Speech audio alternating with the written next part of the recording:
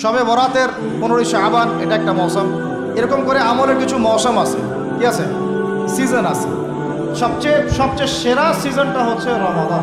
আমরা এখন শাবান মাসে আছি। কোন মাসে? নবী সাল্লাল্লাহু আলাইহি ওয়াসাল্লাম শাবান, রজব এগুলোর চাঁদ দেখলে একটা দোয়া করতেন।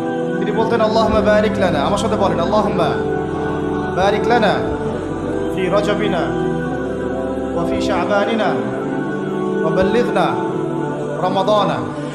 অর্থ হচ্ছে, হে আল্লাহ, আপনি আমাদের রজব মাসে বরকত দিন এবং শাবান মাসে বরকত দিন এবং আমাদেরকে রমাদানে পৌঁছে দিন। সুবহানাল্লাহ।